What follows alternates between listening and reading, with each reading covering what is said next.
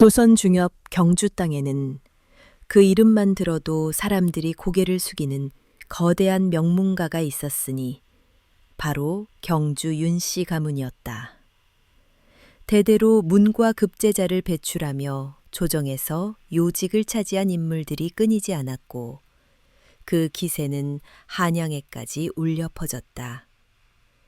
그러나 이 가문이 더욱 빛을 발한 이유는 따로 있었으니 바로 새로 들어온 맏며느리 한씨 덕분이었다. 한씨는 꽃다운 나이 18에 윤씨 가문의 맏아들과 혼례를 올리고 안채로 들어왔다.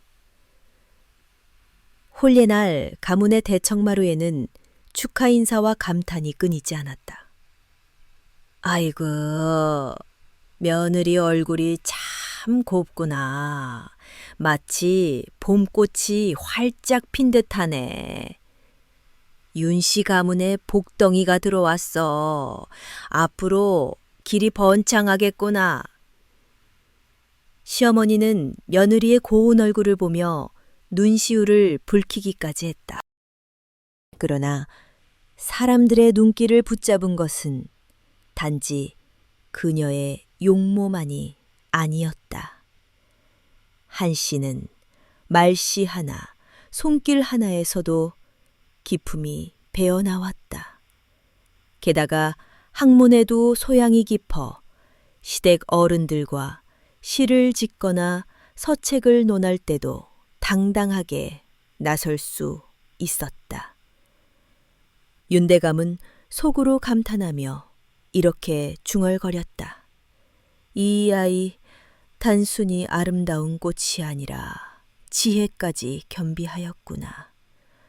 하늘이 우리 가문에 큰 선물을 내렸도다. 그리하여 며느리는 단숨에 가문의 보배로 자리 잡았다. 그러나 칭찬이 커질수록 질투의 눈초리 또한 날카로워졌다. 안채와 사랑채 사이 마루 밑에서 들려오는 수군거림. 저 계집이 뭐 그리 잘났다고 저리 치켜 세우는지운. 얼굴이 곱다 한들 그게 다인가? 밤마다 뭘 하는지 알기나 해? 컵만 번드르라지. 그 말들은 모두 시동서, 즉 다른 며느리들의 입에서 흘러나온 것이었다. 한씨는 그런 수군거림을 들을 때마다 그저 미소로 답할 뿐이었다. 하지만 웃음 뒤에는 깊은 그늘이 드리워져 있었다. 밤마다 홀로 참호를 바라볼 때면 그녀의 눈빛은 알 수 없는 슬픔으로 젖어 있었다. 나를 향한 시선이 칼날 같구나. 그러나 감내해야지. 내가 지닌 사명을 위해서. 강남 내면은 누구도 알 수 없는 무거운 비밀을 품고 있었던 것이다. 그러던 어느 날 가문에 커다란 사건이 일어났다. 바로 도적대의 습격이었다. 깊은 밤 담을 넘어온 수십 명의 도적들이 곳간에 털려하자 하인들은 모두 겁에 질려 숨기 바빴다. 그러나 놀랍게도 며느리 한씨는 당황하지 않았다. 그녀는 등잔불을 높이 들고 담장 너머로 군사들이 달려올 만한 신호를 보냈다. 동시에 가문의 하인들에게는 눈짓으로 은밀한 지시를 내렸다. 너희는 우물가에 불을 지펴라. 연기가 치솟으면 관군들이 쉽게 위치를 알리라. 하인 길동은 벌벌 떨면서도 그녀의 지시를 따랐다. 이윽고 관군이 들이닥치자 도적대는 순식간에 진압되었다. 그날 이후 윤씨 가문에서는 한씨의 지혜를 두고 칭송이 자자했다. 윤대감은 흡족한 미소를 지으며 말했다. 우리 며느리는 하늘에서 내려온 선녀가 틀림없구나. 아름다움에다 지혜까지. 이보다 더 큰 축복이 어찌 있으랴. 하지만 칭송이 높아질수록 며느리를 향한 시기와 질투는 날로 커졌다. 특히 둘째 며느리와 셋째 며느리는 한씨가 집안 어른들께 사랑받는 것을 못마땅히 여겼다. 부엌일을 도우며도 몰래 험담을 늘어놓았다. 어찌 그리 잘난 체라는지 꼭 언젠가는 민낯이 드러나고 말겠지. 그러던 여름날의 한밤중, 하인 길동은 우연히 이상한 광경을 목격했다. 어라? 저게 누구지? 그는 마당을 돌다가 담을 넘는 그림자를 보았다. 달빛에 어슴풀에 비친 모습은 다름 아닌 며느리 한씨였다. 입는 것은 고운 비단옷이 아니라 거친 검은 무명옷이었다. 염길동의 눈이 커졌다. 마님이 밤중에 몰래 나가시다니 도대체 어디를 가시는 걸까? 그날 이후 달이 어두운 밤이면 어김없이 같은 장면이 펼쳐졌다. 한씨는 연기처럼 살며시 담을 넘어 사라졌고 하인 길동은 그 광경을 떨리는 마음으로 지켜보았다. 며느리가 품고 있는 비밀, 그것은 과연 무엇일까? 겉으로는 현숙한 귀부인, 안으로는 알 수 없는 그림자를 지닌 여인. 윤씨 가문을 향한 사람들의 찬탄과 시기, 그리고 점점 깊어지는 의혹의 그림자가 한데 얽히며 앞으로 펼쳐질 운명은 누구도 예측할 수 없었다. 길동은 며칠 동안 마음이 편치 않았다. 마님이 밤마다 담을 넘어 사라지는 모습을 여러 번이나 보았으니 그것이 단순한 산책일 리는 없었다. 이 일을 어르신께 알려야 하나, 아니면 나 혼자만 간직해야 하나. 그는 갈피를 잡지 못하고 밤마다 뒤척였다. 그러다 어느 날 결국 결심을 내렸다. 오늘 밤 마님이 또 나가신다면 반드시 따라가 보리라. 그날 밤 하늘엔 구름 한 점 없었고 달빛은 유난히 밝았다. 안채의 불빛이 꺼지고 깊은 장막이 흐를 즈음 길동은 창호 틈새를 엿보았다. 과연 한씨가 검은 무명옷으로 갈아입고 조심스레 담을 넘어서는 것이 보였다. 그네의 움직임은 마치 고양이처럼 가볍고 날렵했다. 길동은 심장이 쿵쾅거리며 따라 나섰다. 마님, 도대체 어디로 가시는 겁니까? 그는 멀찍이 거리를 두고 그림자처럼 귀를 밟았다. 한씨의 걸음은 망설임이 없었다. 골목길을 가로질러 장터를 지나 사람들의 눈길이 닿지 않는 좁은 뒷길로 접어들었다. 마침내 그녀가 도착한 곳은 한양에서도 이름난 기방, 바로 고성 기방이었다. 왕족과 대신들까지 드나드는 화려한 곳이었다. 길동은 경악했다. 아니, 마님이 기방을 드나드신다고? 이게 무슨 일이람? 그는 두 손을 떨며 담벼락에 몸을 숨겼다. 그러나 호기심이 그를 붙잡아 두었다. 잠시 후 창문 사이로 스며든 불빛 사이로 놀라운 장면이 눈에 들어왔다. 한씨가 화려한 옷으로 갈아입고 손님들 앞에서 술잔을 돌리고 있었던 것이다. 그리고 그 손님들 중에는 조선 조정에서 실세로 통하는 고위 대신들이 섞여 있었다. 길동은 눈을 크게 뜨며 속삭였다. 저분은 우천찬 대감아니신가? 아니 저기 또! 금세 얼어붙었다. 그러나 더 놀라운 것은 따로 있었다. 한씨는 단순히 술을 따르거나 노래를 부르는 기생처럼 보이지 않았다. 그녀는 대신들과 은밀히 속삭이며 때로는 서류 같은 것을 건네받고 있었다. 이건 단순한 애도가 아니야. 도대체 만인 정체가 뭔가. 길동은 충격에 휩싸여 집으로 돌아갔다. 밤새 뒤척이며 잠을 이루지 못했다. 다음 날 사랑채에서 윤대감은 평소와 달리 음울한 낯빛으로 길동을 불렀다. 길동아, 네가 요즘 본 것이 있거든 숨김없이 말해보어라. 에핌의 신장이 철렁 내려앉았다. 혹시나 자신이 본 것을 대감이 이미 알고 있는 건 아닐까. 그는 식은땀을 흘리며 얼버무렸다. 예, 마님은 언제나 현숙하십니다. 별다른 일은 없사옵니다. 그러나 윤대감의 눈빛은 매서웠다. 허허, 내 눈을 속이려 드는구나.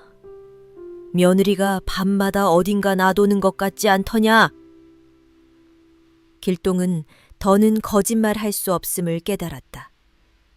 결국 떨리는 목소리로 모든 것을 털어놓았다. 예, 사실은 며칠 전부터 마님께서 밤마다 담을 넘어 기방으로 드나드시는 모습을 보았습니다. 윤대감은 큰 충격을 받았다. 손이 떨려 술잔을 놓칠 뻔했다. 뭐라? 우리 가문의 며느리가 기방을 드나든다니. 이게 사실이란 말이냐? 그의 목소리에는 분노와 슬픔, 그리고 믿기지 않는 당혹감이 뒤섞여 있었다. 그러나 길동이 조심스럽게 덧붙였다. 허나 마님께서 단순히 유흥을 즐기시는 것 같지는 않았습니다. 대신들과 무언가 중요한 이야기를 나누시더이다. 서류를 주고받는 모습도 보았사옵니다. 윤대감의 눈빛이 흔들렸다. 그렇다면 저 아이가 단순히 기방을 드나드는 게 아니라 무언가 더 큰 일에 연루된 것이란 말이냐? 그는 밤새 잠을 이루지 못했다. 아이고, 이를 어쩌나. 내 며느리가 나라의 큰일에 연루된 것일지도 모르니 함부로 다그칠 수도 없고, 그렇다고 이대로 두자니 가문의 명예가 땅에 떨어질 수도 있구나. 그 무렵 집안 안채와 바깥채 사이에는 수상한 소문이 돌기 시작했다. 윤씨 가문의 맏며느리가 밤마다 어딘가 다닌다더라. 혹시 기방에 드나드는 건 아닐까? 서럽 나를 눈덩이처럼 불어나며 친척들 사이에까지 퍼져나갔다. 둘째 며느리와 셋째 며느리는 이때를 놓치지 않았다. 보라지, 내가 뭘 했어. 곱게 생긴 얼굴만 믿을 게 못돼. 그러게 말이야. 언젠가는 흉이 드러날 줄 알았다니까. 그들의 입가엔 은근한 조소가 떠올랐다. 그러나 정작 한씨는 아무 일도 없다는 듯 태연하게 집안 어른들을 모시고 제사 준비도 정성껏 챙겼다. 알고 얼굴에는 늘 미소가 머물렀지만 눈빛 깊은 곳에는 알 수 없는 그림자가 어른거렸다. 어찌우디 윤대감은 결심을 굳혔다. 그는 길동을 불러 명했다. 오늘 밤 며느리가 나서면 내게 알려라. 내가 직접 그 아이의 뒤를 밟아보마. 염길동은 놀라 두 눈을 크게 떴다. 허나 어르신, 그러다 마님께 들키시면. 걱정 마라. 내가 젊을 적 암행어사로 활약한 것은 너도 아는 일이 아니더냐. 이번 일은 반드시 내 눈으로 확인해야겠다. 그날 밤 달빛은 더욱 선명했고 바람마저 숨을 죽인 듯 고요했다. 길동은 담장 너머를 살피다 곧 윤대감에게 속삭였다. 어르신, 마님께서 방금 나가셨습니다. 윤대감은 망토를 걸치며 낮게 중얼거렸다. 좋다. 이제 진실을 확인할 때가 왔구나. 그는 조용히 며느리의 뒤를 밟았다. 젊은 날 암행어사로 나라 곳곳을 누비던 몸놀림은 여전히 날쌔고 은밀했다. 그리고 마침내 그는 눈앞에 믿을 수 없는 광경을 마주했다. 한 씨가 도착한 곳은 다름 아닌 고성 기방. 그녀는 잠시 주위를 살피더니 곧 안으로 들어섰다. 윤대감은 망설였으나 이내 결심을 다지고 그녀의 뒤를 따랐다. 화려하게 꾸며진 기방의 대청안. 수많은 고관 대작들이 모여 있었고 그들 가운데서 중심에 선 이는 바로 그의 며느리 한 씨였다. 윤대감의 눈이 크게 흔들렸다. 어찌 이런 일이 내 며느리가 저곳에서. 그의 가슴은 무겁게 내려앉았다. 그리고 바로 그 순간 방 안에서 오가는 은밀한 대화가 그의 귀에 꽂혔다. 대감, 이번에 얻은 정보는 대단히 중요합니다. 북방 여진 세력이 조선을 노리고 있습니다. 제가 직접 확인한 바 있습니다.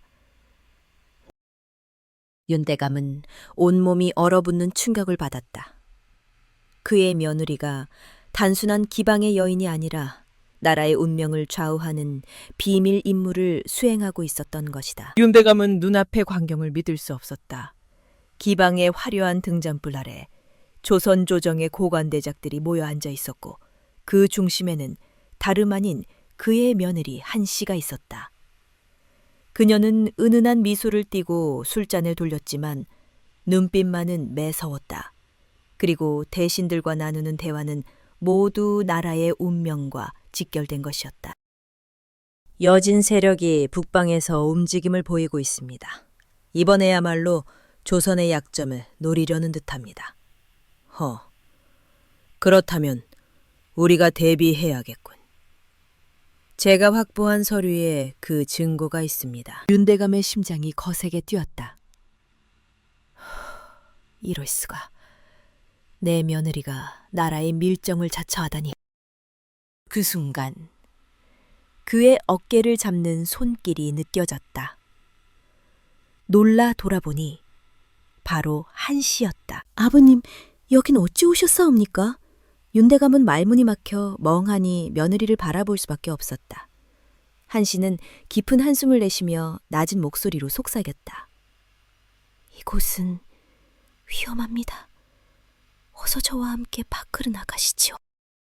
그녀는 단호하게 윤대감을 끌고 기방 뒷문으로 빠져나왔다. 골목길에 이르러서야 그녀는 무릎을 꿇은 듯 허리를 숙이며 입을 열었다. 아버님, 이제는 모든 진실을 말씀드릴 때가 된 듯합니다. 윤대감은 굳은 표정으로 물었다. 그래, 대체 무슨 연유로 이런 짓을 하고 있는 것이냐? 내 며느리가 어찌하여 기방을 드나들며 대신들과 은밀히 서류를 주고받는단 말이냐? 한 씨의 눈빛이 흔들렸으나 곧 결연하게 굳어졌다. 아버님, 사실 저는 시집 오기 전부터 임금님의 묘령을 받아 나라의 첩자로 활동해 왔습니다. 묵벌이? 뭐라? 첩자라니? 예. 제 가문이 영모에 연루되어 몰살당할 위기에 처했을 때 임금께서 저와 가족들을 살려주셨습니다. 그 은혜에 보답하기 위해 저는 나라의 적을 감시하고 정보를 수집하는 일을 맡게 되었습니다. 윤대감은 숨이 막히는 듯했다. 허나, 며느리 네가 그런 일을 한다는 것이 알려진다면 우리 윤씨 가문은 어찌 되겠느냐. 사람들이 기방을 드나든다 욕할 터인데 그 수치를 어찌 감당한단 말이냐. 한 씨의 눈에는 눈물이 맺혔다. 저도 잘 압니다. 제 행동이 가문의 명예를 더럽히는 것으로 보일 수도 있음을요. 하지만 나라가 무너지면 가문 또한 무사할 수 없습니다. 나라의 안위가 곧 가문의 안위입니다. 저는 목숨을 걸고라도 이 일을 해야만 합니다. 윤대감의 가슴은 요동쳤다. 그는 젊은 시절 암행어사로 조정을 위해 몸을 던진 기억이 떠올랐다. 아이고, 이를 어쩐다. 내 며느리가, 내 피부치가 이런 위험한 일을 짊어지고 있다니. 그날 밤 이후 윤대감은 며느리를 곱게만 바라볼 수 없었다. 아침 상을 차릴 때도, 집안 어른들과 함께 제사를 준비할 때도 그녀의 미소 뒤에 숨겨진 무거운 짐을 떠올리곤 했다. 그러나 가문의 다른 며느리들과 하인들 사이에서는 소문이 점점 커져갔다. 맏며느리가 밤마다 집을 나간다지? 어허, 분명 기방에 드나드는 게 틀림없어. 그러니 어른들께 사랑받을 수밖에 없지. 소문은 이웃 가문에까지 흘러가 한양 장안의 뒷골목에서는 벌써 수군거림이 돌기 시작했다. 윤대감의 아들도 어느 날 다급히 달려와 말했다.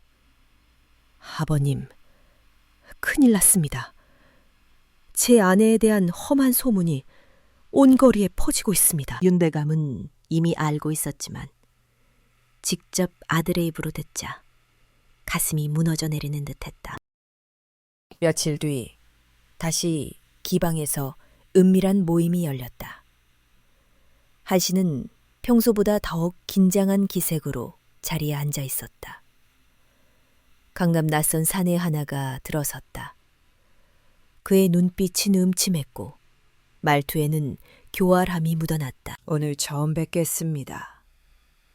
내 이름은 말하지 않아도 알 테지요. 한 씨는 순간 등줄기에 식은땀이 흘렀다. 그림선 아내의 손에는 붉은 매화 문양이 새겨진 패가 들려 있었다. 까미국 첩자들의 암호이자 표식이었다. 그는 낮게 속삭였다. 소문이 무성하더군. 윤씨 가문의 며느리가 기방을 드나든다 하여 관심이 생겼소. 오늘 밤 자정 뒷마당에서 따로 만나지. 한 씨는 표정 하나 변하지 않고 미소를 지었으나 내면은 폭풍처럼 요동쳤다. 이 사내, 분명 적국의 고위 간자다. 그날 밤 그녀는 몰래 글을 적어 집안 하인 길동에게 전했다. 길동아, 이 편지를 시아버님께 전해드려라. 아무에게도 보이지 말고. 편지에는 단 한 줄만 적혀 있었다.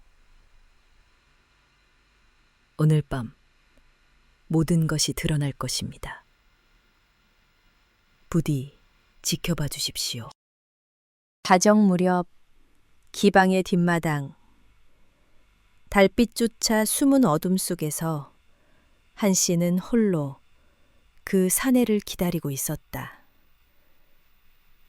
지엔디서 윤대감과 길동이 숨죽여 지켜보고 있었다. 사내는 천천히 다가오며 웃음을 지었다. 내가 그 유명한 자를 드디어 만나는구나.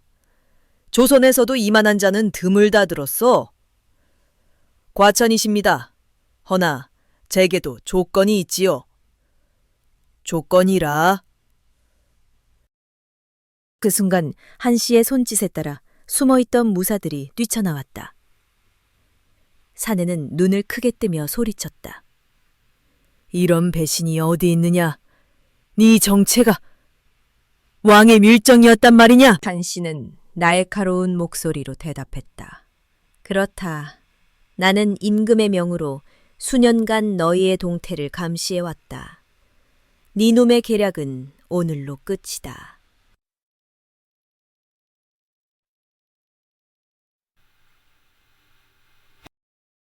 윤대감은 그 광경을 지켜보며 가슴이 벅차올랐다. 아, 저 아이가 단순히 우리 가문의 며느리가 아니라 나라를 구할 충신이었구나. 그러나 모든 일이 쉽게 끝난 것은 아니었다.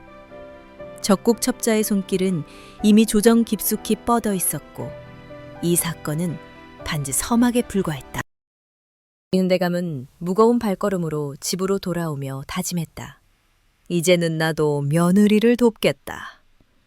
가문의 명예보다 나라의 안위가 먼저이니. 고성기방에서 벌어진 사건 이후 며칠이 지나지 않아 한양 장안은 떠들썩해졌다. 들었느냐? 경주 윤씨 가문의 맏며느리가 밤마다 기방을 드나든다더라. 그리 곱게 생긴 얼굴로 그런 흉한 짓을 했다니. 세상 참 알 수가 없구나. 고의 대신이라지. 그럼 단순한 유흥이 아닌지도 몰라. 처음에는 작은 소문이었으나 순식간에 눈덩이처럼 불어나 온장한 사람들의 입에 오르내렸다.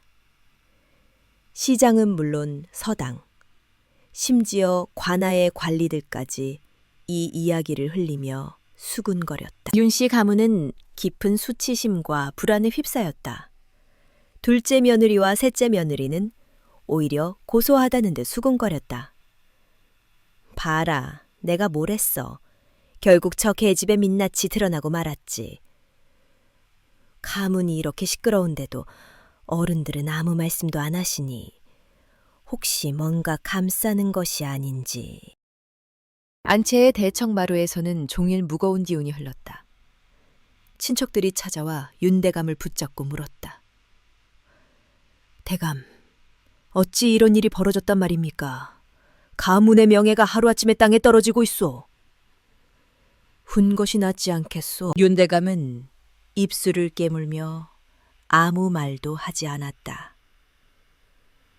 그는 이미 며느리의 진짜 정체를 알고 있었으나 나라의 비밀을 함부로 입 밖에 낼 수는 없었다.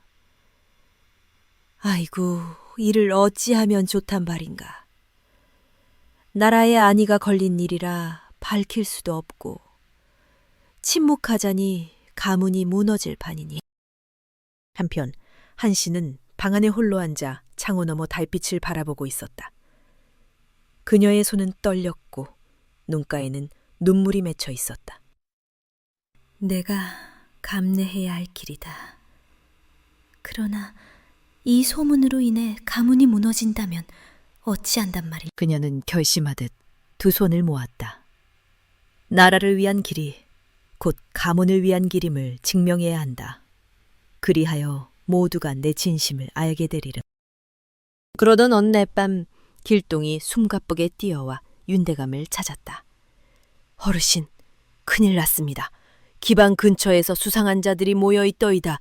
마님을 노리는 것 같습니다. 윤대감의 얼굴이 굳어졌다. 드디어 놈들이 움직이는구나. 며느리를 가만두지 않으려는 모양이로다. 그날 밤 한 씨는 평소처럼 검은 무명옷을 걸치고 기방으로 향했다. 그러나 이번에는 그녀도 느꼈다. 골목 어귀마다 숨어있는 날카로운 시선들, 그림자처럼 따라붙는 발자국 소리. 놈들이 나를 시험하려는군. 그녀는 마음을 다잡고 기방 안으로 들어섰다. 기방의 안쪽 방, 고위 대신들과 은밀한 대화가 오가는 자리. 그때 낯선 사내들이 들이닥쳤다. 저 여인이 바로 윤씨 가문의 며느리라지. 기방에 드나들며 나라의 기밀을 훔쳐간다 들었다. 미니마이스 그들의 목소리는 고의로 크게 울려 퍼졌다. 복도와 마루에 있던 사람들이 모두 술렁거렸다. 한 씨는 당황하지 않았다. 차분히 일어나 사내들을 향해 미소 지었다. 무슨 근거로 그런 말을 하십니까? 혹여 근거 없는 모함이라면 이는 나라의 법도를 어기는 중죄일 것입니다. 그러나 사내들은 물러서지 않았다. 니놈이야말로 역적무리와 통하는 것이 아니더냐. 이 자리에 있는 대신들조차 니놈의 정체를 모른다 하지 않느냐. 그 순간 방 안에 있던 한 대신이 눈빛을 바꾸며 조용히 말했다. 저 여인의 말이 옳다. 우리가 함께 나눈 이야기는 모두 나라를 위한 일이었소. 너희야말로 정체가 수상하구나. 사내들의 얼굴이 일순간 굳었다. 그러나 그들은 곧 비웃음을 터뜨리며 물러갔다. 오늘은 물러나지만 곧 진실이 드러나리라. 그때는 윤씨 가문이 송두리째 무너질 것이다. 한 씨는 깊은 한숨을 내쉬며 자리에 앉았다. 그녀의 눈빛은 흔들림이 없었다. 놈들이 나를 노리고 있구나. 하지만 두려워하지 않겠다. 이번이 끝이 아니라 시작이다. 은대감은 멀리서 그 장면을 지켜보며 결심을 굳혔다. 이제는 내가 나서야 한다. 며느리 홀로 이 짐을 짊어지게 둘 수는 없다. 가문을 지키는 길이 곧 나라를 지키는 길임을 보여주리라. 그러나 위기는 더욱 깊어졌다. 소문은 이미 걷잡을 수 없을 정도로 퍼졌고 조정 안팎에서는 윤씨 가문을 곱지 않게 바라보았다. 심지어 일부 대신들은 윤대감에게 은근히 압박을 가했다. 대감, 맏며느리 문제를 조속히 해결하지 않으면 가문 전체가 화를 입을 수도 있습니다. 윤대감은 속으로 울분을 삼켰다. 저 아이는 나라를 위해 몸을 던지고 있는데 세상은 그 사실을 알지 못하고 손가락질만 하는구나. 한씨는 더욱 굳은 결심으로 길동을 불러 말했다. 길동아, 머지않아 큰 사건이 벌어질 것이다. 네가 곁에서 나와 어르신을 지켜줘야 한다. 길동은 무릎을 꿇으며 대답했다. 마님, 제 목숨을 바쳐서라도 지키겠습니다. 먹구름이 드리운 하늘 아래 한양거리는 바람에 휘청거렸다. 기방 뒷마당에서는 다시 모종의 음모가 꾸며지고 있었다. 그리고 그 중심에 며느리 한씨와 윤대감의 그림자가 겹쳐 있었다. 다가올 폭풍은 이미 눈앞에 이르고 있었다. 나라의 안위와 가문의 명예, 그리고 한 여인의 목숨을 건 싸움이 본격적으로 시작되려는 순간이었다. 먹구름이 드리운 한양의 밤, 고성 기방 뒷마당은 음산한 기운으로 가득 차 있었다. 한씨는 어두운 담장 아래 조용히 몸을 숨기고 있었다. 그녀의 귀에 익숙한 암호가 들려왔다. 꽃이 피었다. 적국의 첩자들이 사용하는 신호였다. 곧 검은 옷차림의 사내들이 모여들었다. 그들의 손에는 날이 번쩍이는 단검이 들려 있었고 눈빛은 잔혹했다. 그들의 우두머리 격인 사내가 낮은 목소리로 말했다. 율씨 가문의 며느리, 네가 우리 계획을 방해해왔다는 것을 이미 알고 있다. 오늘로 목숨을 거둬가마. 그러나 한씨는 조금도 물러서지 않았다. 오히려 날카로운 눈빛으로 그들을 똑바로 바라보았다. 내 목숨이야 어찌되든 상관없다. 하지만 조선을 위협하는 너희의 계략은 오늘 여기서 끝나리라. 첩자들이 일제히 달려들자 갑자기 사방에서 함성이 울렸다. 잡아라! 윤대감이 직접 이끌고 온 관군들이 기습적으로 나타난 것이다. 윤대감은 칼을 들고 앞장서며 외쳤다. 나라의 역적을 오늘 여기서 모조리 소탄하라! 순식간에 격렬한 난투가 벌어졌다. 칼날이 부딪히고 피비린내가 공기를 가르렀다. 한씨도 가만히 있지 않았다. 그녀는 품속에서 작은 비수를 꺼내 첩자의 손목을 베어내며 재빠르게 움직였다. 그녀의 눈빛은 더 이상 여인의 연약함이 아니라 나라를 지키는 충신의 결연함이었다. 한참의 전투 끝에 첩자들은 대부분 포위되었다. 그러나 그들의 우두머리는 마지막 발악을 했다. 그는 손에 숨겨둔 화약통을 꺼내며 광기 어린 눈빛으로 외쳤다.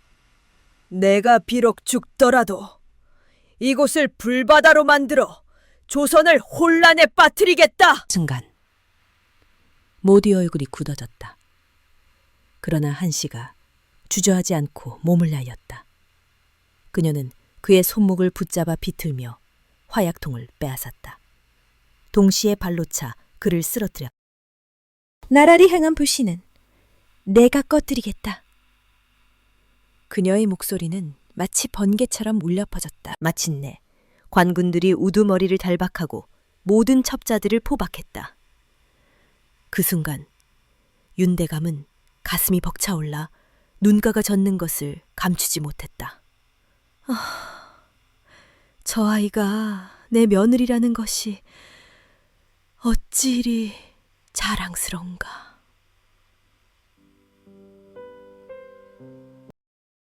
다음 날 이 소식은 즉시 궁궐에 전해졌다. 임금은 크게 기뻐하며 윤씨 가문의 며느리 한씨를 궁으로 불러 세웠다. 과인의 눈이 틀리지 않았구나. 내 충성과 지혜가 아니었다면 조선이 큰 화를 당했을 것이다.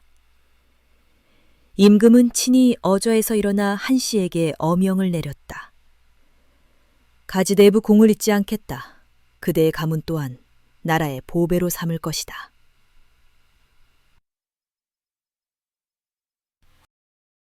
궁궐 안은 숙연하면서도 감격스러운 분위기로 가득했다.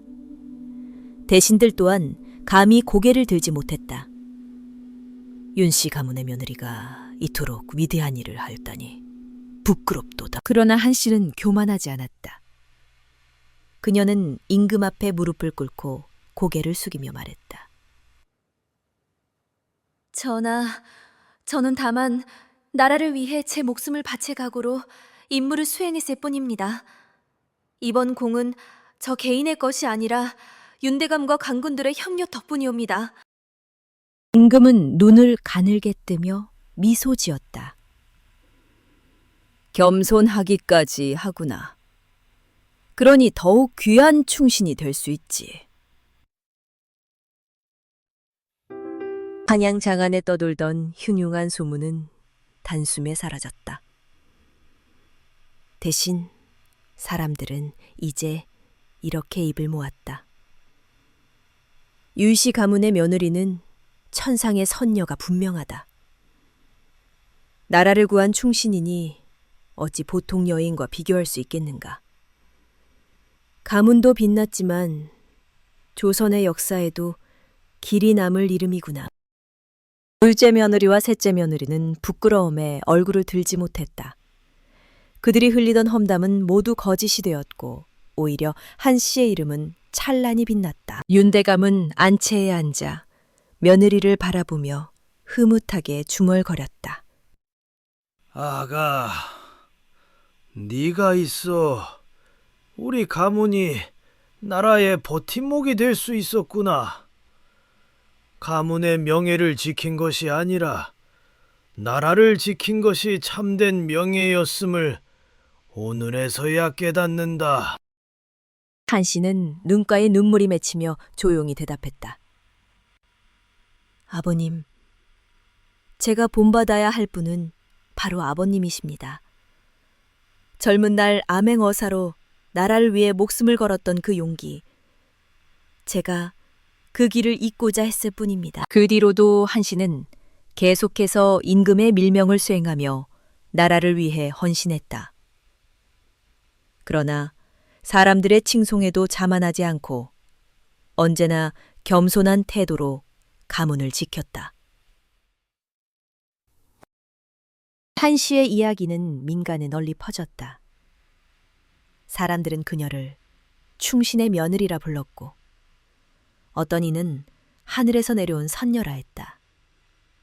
또 어떤 이는 나라를 지키는 수호신이라 전했다. 아이들이 놀이터에서 뛰놀 때에도 어머니들은 그들에게 이렇게 가르쳤다.